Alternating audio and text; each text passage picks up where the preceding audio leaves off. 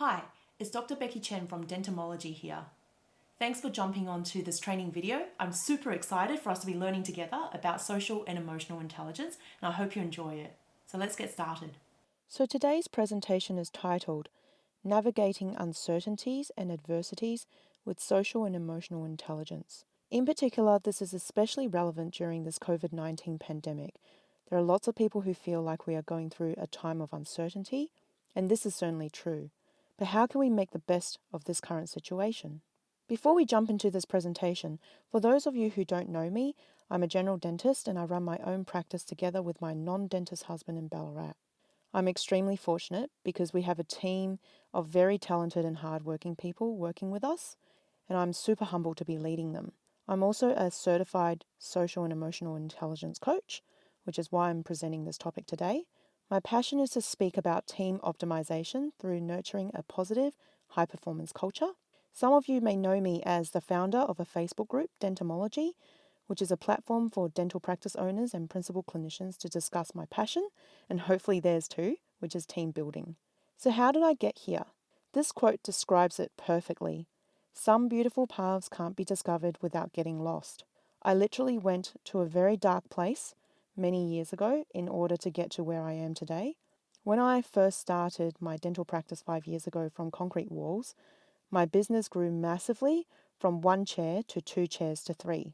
So, to give you an idea, even when we turned off all forms of active marketing, we were still seeing anywhere between 100 to 130 new patients per month.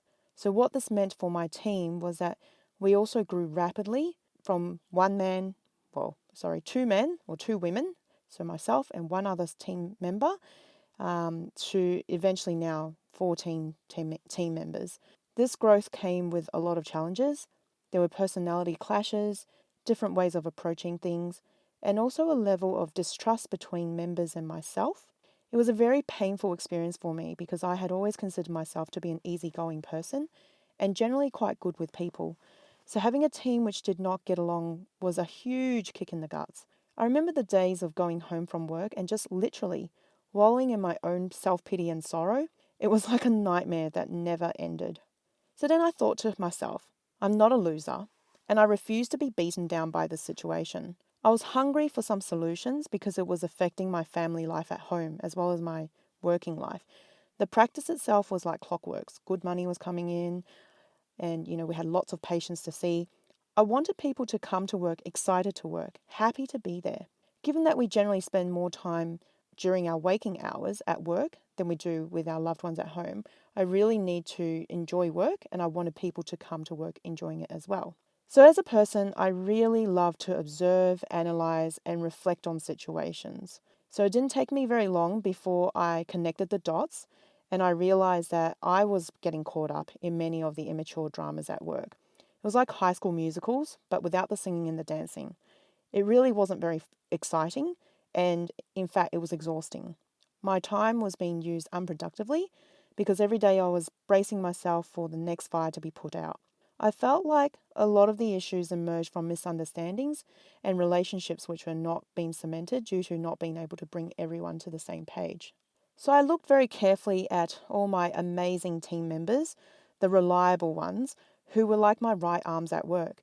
These people all had something in common. It was a trait that could be boiled down to one simple answer, which is emotional maturity. So, with that in mind, I came to realize that in order for me to lead better and have a greater team, I needed to first work on myself by elevating my own social and emotional intelligence so that I was able to handle the situations at work better. I needed some tools in my pockets, and that's what I hope to share with you today. So, what are the learning outcomes for today? I hope you can walk away knowing what social and emotional intelligence is. I also want to give you a case for why it is important to have a good grasp of social and emotional intelligence. And I want to use the analogy of the 3 walls to demonstrate that. I want to go into my blueprint, which is the HOPE formula. This formula is a step-by-step guide of how to practice social and emotional intelligence, especially in times of adversity and uncertainty. And then finally, I want to explain how you can start practicing social and emotional intelligence immediately. So what is social and emotional intelligence? I did my training through the Institute of Social and Emotional Intelligence. And by their definition, social and emotional intelligence is the ability to be aware of our own emotions and those of others in the moment, and to use this information to manage ourselves and manage our relationships. So I would like to break this down. Firstly, the purpose of having higher levels of social and emotional intelligence is to manage our own feelings as it is happening and to help us with achieving better relationships. What is even more important to remember, however, is that it is an ability. So the good news is that it is a skill that can be learnt like mathematics or English. The difference is that as adults, we all have varying levels of social and emotional intelligence. And that is because we have gone through life with different experiences and upbringing. So for some, they may have higher social intelligence than others. But that shouldn't stop anyone from upskilling themselves. By the way, from here onwards, I shall be interchanging the word social and emotional intelligence with the word SEI or EI or EQ. So I'll be using them quite interchangeably, and hopefully it won't confuse anyone. So I'm going to use the analogy of the three walls. The first wall is a glass wall. The glass wall represents someone with lower levels of social and emotional intelligence. These are the people who would be at breaking point where things go slightly wrong in life. Some people call them snowflakes, and they don't cope well with any changes or stresses. Currently, with the coronavirus, it can be quite scary. Some people are worried about losing their jobs, some people worried about their health or the health of their loved ones. We all go through these same emotions or similar emotions, and that's completely normal for humans.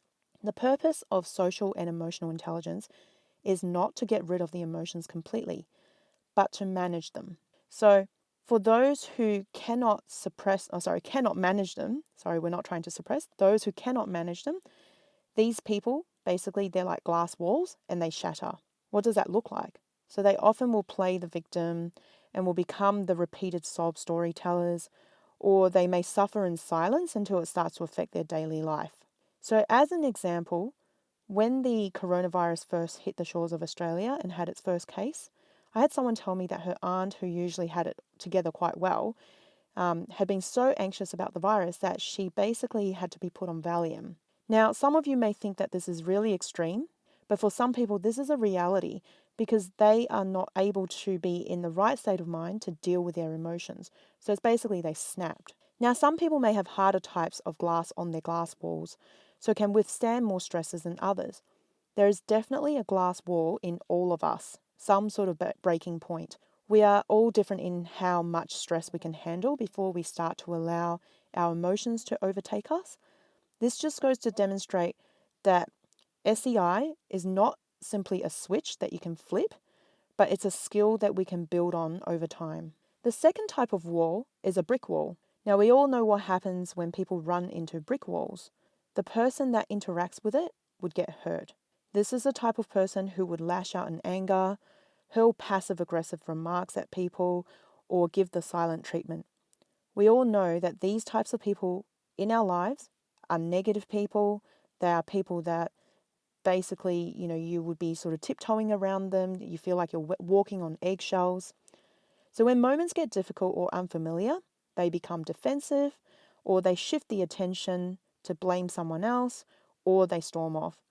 These types of people appear strong, confident, egotistic, maybe narcissistic, or they simply just have a I don't care type of attitude. Don't care, got nothing to do with me, scram.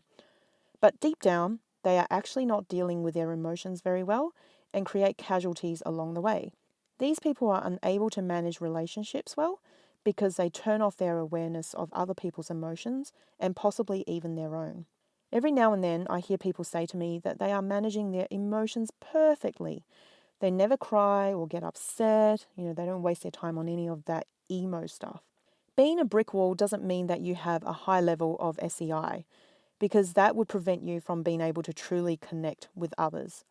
An extreme example of this during coronavirus is the hoarder in the supermarket.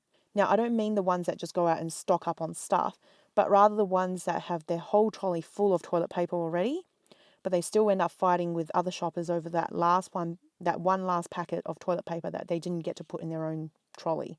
So these people are brick walls because they break down relationships, they don't care about other people, and basically their emotions are poorly managed. Then finally, the last type of wall is the gym mat wall.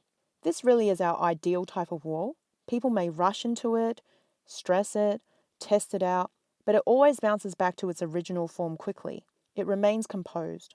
But what's even more powerful about this wall is that it actually reduces the impact of the situation to whoever interacts with it. So, as an example, in a dental practice setting, these people would be your amazing receptionists. So, the ones that have great emotional maturity. So, what may happen is that a patient will call up and the patient is really anxious about coming in to see the dentist. But this emotionally intelligent receptionist is then able to keep her cool, navigate through the problems and emotions at hand, and then help that other person book in an appointment with a dentist. What's even more wonderful is that this caller now feels even more at ease about coming in for their appointment, and so they feel super relaxed. So can you see how powerful SEI can be? This is why it has become my absolute passion to ensure that I am surrounded by people with higher levels of social and emotional intelligence. It makes life so much easier, and it makes life very rewarding as well. So Warren Bennis, the father of leadership, once said, "Emotional intelligence is much more powerful than IQ in determining who emerges as a leader. IQ is a threshold competence. You need it, but it doesn't make you a star. Emotional intelligence can." Many people would consider SEI as a soft skill to have, but there isn't actually anything very soft about it. We aren't actually born with these skills. Some of us may be quicker at picking it up than others, but ultimately, we can all learn it. Now, we are definitely going through unprecedented times. I love this quote. I remember the old man who said he had a great many troubles in his life, but the worst of them never happened. There's so much uncertainty around our day-to-day living. For many of us, routines can be very important to have, and losing those routines have given us a sense of nakedness and possibly even fear or overwhelm. But what is important to remember is that oftentimes we start to create problems in our heads that actually never come true, and we may spend a long time brewing over it. That doesn't mean that we don't look ahead to the future and try to project different possibilities and their outcomes and try and plan for it. It's always important to plan. However, from an SEI point of view, sometimes having some foresight of what's possibly coming is useful. However, what you do with that information is the changing point, the tipping point. What you really want to do is to not dwell on these sort of, future predictions and cling onto them emotionally. Because basically, when you do that, it's no longer part of the process of being prepared, but rather you're allowing your emotions to consume you. And then that becomes a poor emotional management. One of the things that I love when learning is to use acronyms. It just helps sinks in information so much easier. So today I will share with you my HOPE formula, which is my blueprint that helps remind us of the steps to take to successfully navigate through the times of uncertainty using the SEI methods. So I've shared this before in previous trainings I've done for other groups, but this one is even better. So if you've seen it before, this is the new and improved version. So to hope is to trust with good reason that something might happen or be true. So in a time of uncertainty like this, hope is very important. I will start with the letter E and work my way to the letter H. If you are able to master the concept of HOPE formula and apply it to your daily life, you can honestly improve your own life and the relationships you have with other people, even when times get tough. So E stands for emotional maturity. And in order to practice emotional maturity, we need to be able to accurately identify our own emotions. Other people's emotions, and also act responsibly with self-control. We've all seen it before, especially in shopping centres, if you don't have any children of your own. The tantruming toddler who gets so upset that they would just lose the plot, even if it's at an inconvenient time or place. What's really interesting with a tantruming toddler, if you've ever seen one, is that the emotions actually build up layer by layer, and it gets to the point where they actually forget why they were upset in the first place. So life can be very complex, and sometimes things can worry us. And, things that worry us can really very much intertwine with each other. It isn't always easy to identify what is annoying us at the time.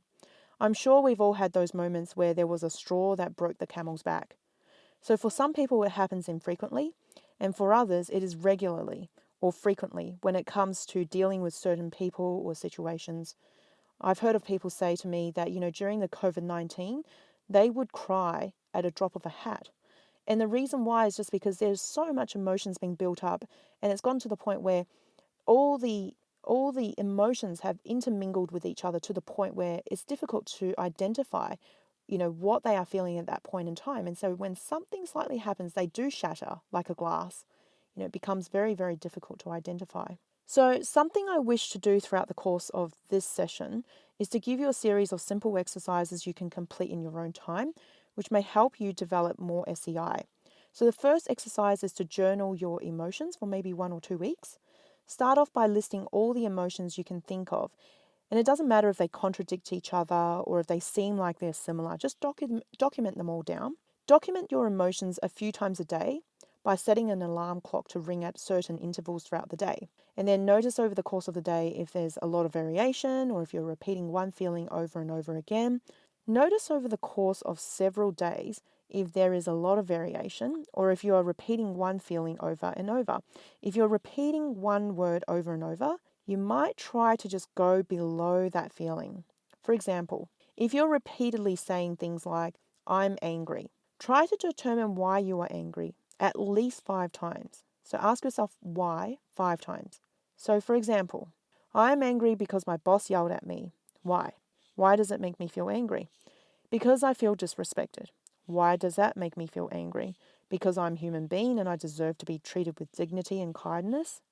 Okay, so why does the lack of kindness make you feel angry? Because too many people in my life treat me that way. And then you just ask, and you just keep asking these whys. Once you ask why 5 times or more, you can keep going until, you find a different word.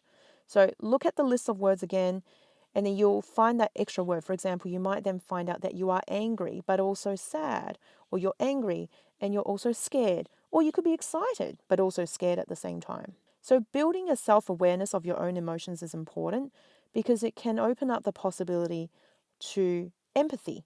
So in order to understand other people's emotions, we need to understand our own first. If we're unable to identify our own emotions, then what that then means is that it will basically prevent us from being able to later on understand other people. So by identifying our emotions throughout the day, it also prevents build-ups of emotions where layers upon layer they gather. And that's when people can find themselves in a situation where, they have an emotional breakdown. So like I said before, the next thing under emotional maturity is empathy. And we need to be aware of our own emotions before we can understand other people. Have you ever been in a situation where you were clearly upset about something, but the other person you were talking to was completely unaware and just kept pushing your buttons? That person lacked emotional maturity because he or she lacked empathy. So empathy first requires the awareness of other people's emotional states. So the number one thing for you to understand other people's emotions is to understand the various emotions that do exist, and you can do this through your own experience. Other than that, you have to take on a genuine interest in the other party in order to know how they are feeling. What that means is you need to take a genuine interest in that other person, turn on your radar, start taking note of their tone of voice, their body language, and what they're saying. Now, if you're talking to someone that you're really familiar with, usually it's quite easy to pick up how they are feeling, their emotions. But if you're talking to someone who you probably don't know as well, it could be difficult. It could be quite difficult to pick up, whether or not their body language is normal for themselves or, if the tone of voice, if that's just how they normally talk. Many of us think that we are good listeners, but in actual fact, we are not. We do need to listen quite intently in order to understand what other people are sort of trying to tell us. There's often an underlying message as well. There is an exercise which is helpful in determining if you're a good listener or not. There are 20 questions and you rate yourself on those 20 questions, and then you get a score, and that tells you how good you are as a listener. Now, it's quite a useful exercise to go through because it actually has, various points on there, which if you scored lowly on there, then you would be able to then know that that's an area that you need to work on. Now, if you wish for a copy of this, please feel free to email me for a copy of it, because it's a good way of knowing, what you can. It's a feedback system, basically. All right, finally, the last component to emotional maturity is self-control. That's pretty self-explanatory. A mature person is a disciplined person. Emotional self-control is the ability to manage disturbing emotions and remain effective even in a stressful situation. So notice that I said manage, which is different from suppressing emotions. We need our positive feelings. That's what makes life worth living. But we also need to allow ourselves the space and time to process difficult emotions. With emotional self-control, you can manage destabilizing emotions, stay calm and clear-headed. They say that when you are in the moment where you can feel a surge of emotions, giving yourself 6 seconds will help dissipate the emotion. So you can do this through deep breathing, so what I call a belly breath. So a belly breath is a breath that's generated from your stomach. It's like a really deep breath. And often if you practice the belly breath, you can do this within that 6-second frame to basically buy yourself some time and just focus on your breathing. An emotionally immature person has a good grasp of emotional self-control. Oh, the other thing that you can do to buy yourself 6 seconds is to distract yourself. So recollect your thoughts. Okay. But basically, if you are able to have good self-control, you will also become more emotionally mature because you're not just going to lose it just, out of nowhere. So an adult who suddenly loses a plot out of nowhere is not very different from a tantruming toddler who snaps and suddenly starts kicking and screaming. They just express their anger in different ways. There is a learning process that we all must go through in order to take our emotional maturity to the next level. And the good news is, although not everyone has matured over time, I'm sure you've all seen adults lose it. It is never too late. Which leads me to the P, which stands for pause or perspective. So I really want to focus on the pause. Like I said before, we need 6 seconds. Count it if you have to. It's something that we don't do enough of these days. Now, when you buy a car, there's always a cooling off period. I know we hardly ever use it because once you buy it, you really want it. But it is there for us in case we change our mind or if we require it. It is so important to recognize the times when you need to have a cooling off period or a timeout, whether it's just for 6 seconds or if you need the time to actually go away and process information through before making a decision or a commitment. When you don't know what is the best action to take, or if you have any self-doubts about the appropriateness of your decision or reaction, you are never going to be wrong by saying to the other person or even to yourself, I don't know the answer right now, and that's okay, so I will just sit on it for now. And then just wait. Sometimes as more time passes, more information comes to light, either from reflecting or simply just from, more collection of information and data. This then allows for less time wasted on speculation and what I call emotional inefficiencies. Now, emotional inefficiency is a term that I've made up. It just simply means that you have unnecessarily worried your life away. You've been worrying so much that it's wasting your time. Okay, so often this happens because we pair it with speculations, which is not healthy. And I used to be very guilty of that. So I know all about that. And it's very important to just snap out of it. If you don't have enough information, go get it or just sit it out, let things cool, and then come back to it later. So a good example of this right now is level 2 restrictions. Many people would be wondering, when can we get back to level 2 restrictions? People have also come out with all sorts of theories and speculations of what will happen to the world post-COVID-19. Now, it's all very good to be prepared for these things, but don't become emotionally invested in this because as time comes closer, things will become more apparent.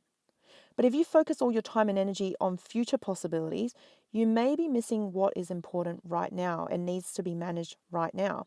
So just pause. Let time do its work because while you are waiting, you have many more productive things you can work on, which may even help you with your life at level 2 restrictions or beyond. So apart from pause, change the perspective. Don't go into hiding, but take the focus away from yourself. I remember doing a speaker's boot camp, and one of the first tips that they gave, which I thought was brilliant, about stage frights is to remove yourself from the spotlight. It's not about you.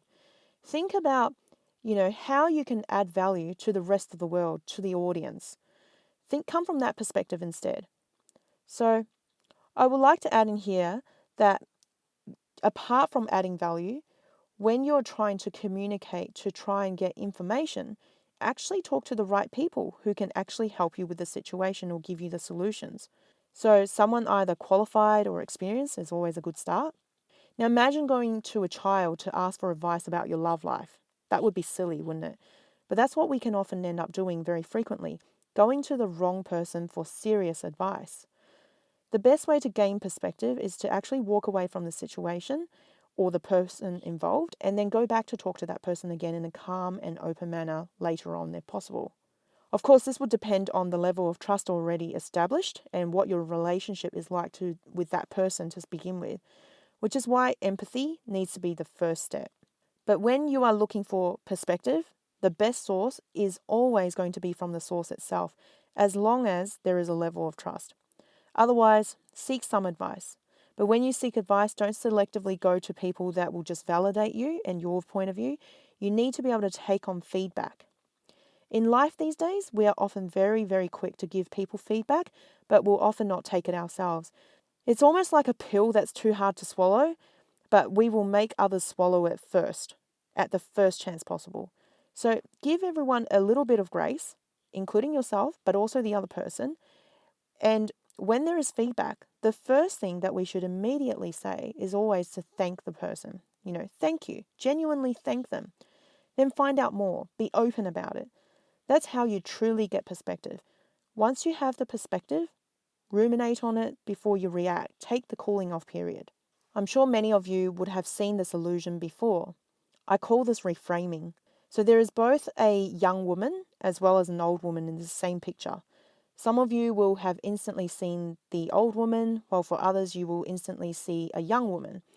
And it all depends on where your focus is, where your eyes go first. Understanding that everyone's life focus is different and, the fact that we are all using those focuses as a way of measuring situations will allow for us to practice higher levels of SEI.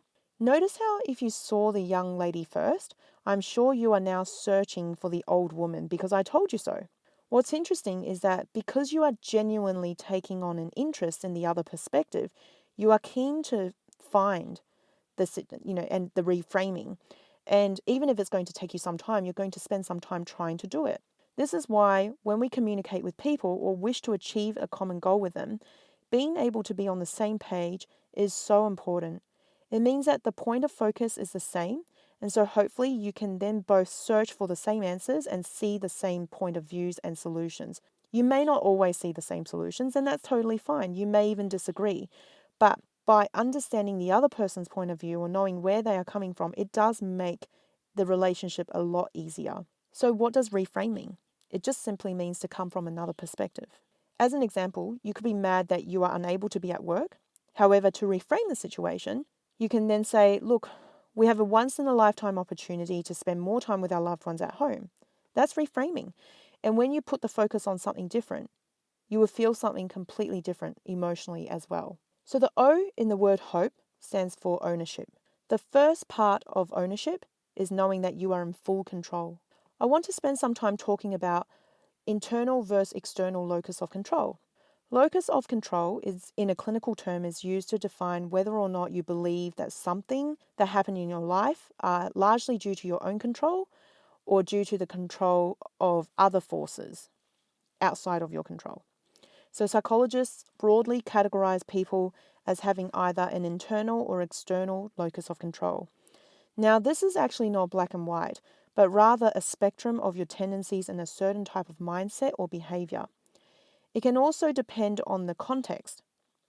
As an example, for some people in certain domains of their life, they may have an internal locus of control, but when it comes to other areas, they may feel that their control is due to external forces.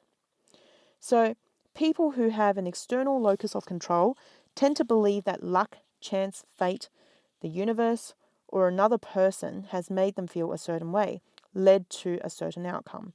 Whereas people who have an internal locus of control tend to believe in perseverance, determination, challenging oneself, making choices. These people tend to try and try again, which leads to a growth mindset. So the growth mindset is something very important to have. The growth mindset is also going to be the success factor at play in how you can level up your social and emotional intelligence. It affects how you cope with situations. If you have a fixed mindset and tell yourself that you are not good with dealing with uncertainties, then you will walk away from this particular session feeling like none of the strategies I have shown you today in this talk is applicable to you, either because it's too hard or it just isn't you, or it's not worth the risk of trying. What's very interesting about the two mindsets is that both are actually right. When you have a fixed mindset, the reality of not being good enough will be a self-fulfilling prophecy, whereas with a growth mindset, you are simply unstoppable and can overcome many uncertainties and challenges in life. When you have an internal locus of control and you develop a growth mindset, you own the problem and you will make it your mission to find your own solution, because you know that no one else is going to find that solution for you. Only you can do it, and you will do it. I hope not too many of you are like this passenger in the picture. In any situation, it is very important to remember whether we are the drivers or the passengers. So do you know? I know that I have just said that it is important to lean in on our internal locus of control when assessing a situation. We need to take control into our hands where possible. However, it is just as important to be able to identify what is and is not within our control.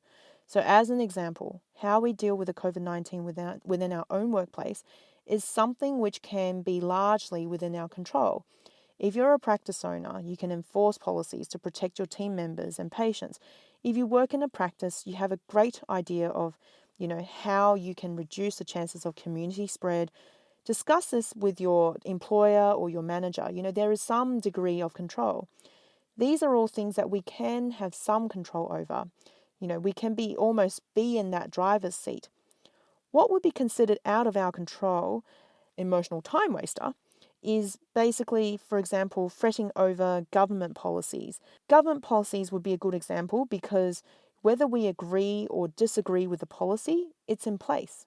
And, it's irrelevant for us to say, have a say in what it is or get really worked up about it. Yes, you can be upset about it for a little while, but the upsetting factor is dealt with. You just have to move on because certain things are just not in our control. And it's just not worth getting tied up about.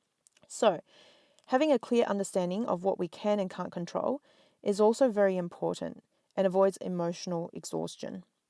There are moments in life where we are just simply not the drivers, and accepting this is a very important first step towards focusing on things of value. It eliminates emotions which may confuse us at that moment in time.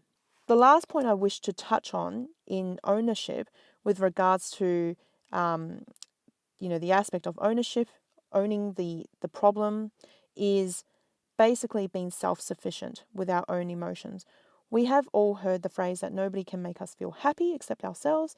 This is true for all emotions. No one can force us to feel a particular way because we all have a choice in how we respond to the same situation. It is true that we can all feel hurt, angry, or upset. However, in that very moment, a person with higher levels of emotional intelligence can then choose not to feel that way for very long. Do not ever expect someone else who has made you upset to be the one to make you feel happy again. It is not their responsibility. It is your responsibility. When you learn to manage your own emotions and be self-sufficient, you are becoming emotionally stronger. We do not need to fall victim to anyone's actions emotionally or any situations because we have a choice. We are self-sufficient. All right, so moving on to H. It stands for hungry. When we are hungry for something, we will become resourceful and creativity and innovation will usually follow. We're able to think outside the box and don't tend to be followers. The reason why this is the case is because people who are emotionally intelligent do not allow mistakes to define them. They tend to be more accepting and open to all ideas and approaches, including new ones. These people tend to absorb a lot of information, ask lots of questions, and are flexible and adaptable. They see failures mistakes, or criticisms as a form of process or feedback and accept them willingly without it defining them.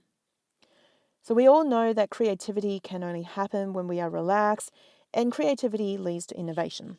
So what would not surprise me at all from this COVID-19 pandemic is that globally, we are going to be seeing some massive new concepts and innovations surfacing in many, many industries.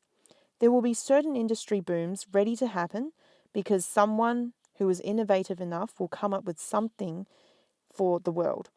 We are really living in very exciting times. What do these companies all have in common? Well, they were all founded during times of recession. When life gets tough, the worst thing you can do is to go into hiding. Now is the time to release your creativity and resourcefulness. So here's the good news. There are many ways to elevate our resourcefulness, creativity, and ability to innovate. I just want to talk about two. If you can master both of these, you will really go a long way. So firstly, we need to redesign an environment. We need to make sure that our environment will allow for creativity. This would mean decluttering our life, mentally as well as physically. So have a think about Sir Isaac Newton, who discovered gravity while sitting under an apple tree, or Archimedes' eureka moment when taking a bath. Neither of these two gentlemen were going about a hectic life when they made their discoveries. They were in a state of declutter. One was relaxing under the apple tree, and the other one was sitting in the bathtub. And so for many of us, now that we're in lockdown, we have so much more time on our hands to get innovating, detox our lives, and start creating.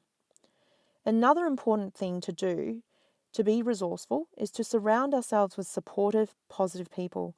I'm sure some of you would have heard the phrase that we are the average of the 5 people we hang out with the most.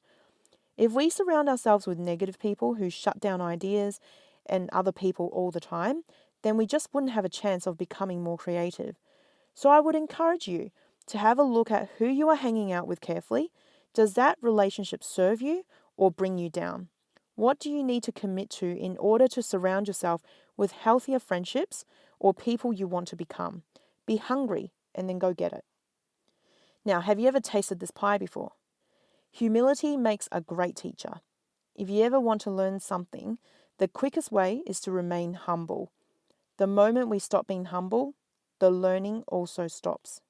What's funny is that in order to be humble, you actually need to be honest. You need to be honest with yourself. You need to be able to see yourself almost like in complete nakedness in terms of, what are your strengths and what are your weaknesses. How do you fill a cup that's already filled? That was a trick question, of course, because we all know that you can't. When you remain truly humble, you can always learn more, and it also gives you more opportunities to collaborate with others so that you can work together through tough and difficult times. The best thing about SEI is that it gives you the ability to truly connect with people and build genuine and fulfilling relationships. But you need to let go of all that ego first. Do you love door knockers or telephone marketers? Often when we think of these people, we instinctively think they are annoying. I must say, if you ever have the opportunity to do some door knocking in your life, you need to take it. It's possibly one of the hardest jobs on earth and something worth experiencing for a day or two. You have to walk outside from door to door in hail, rain, or sunshine.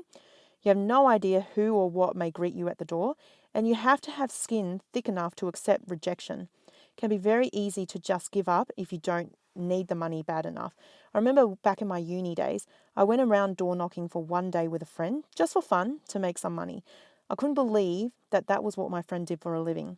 It was fun for me because I didn't have to live on the income, but for someone whose life depended on it, it was a tough gig.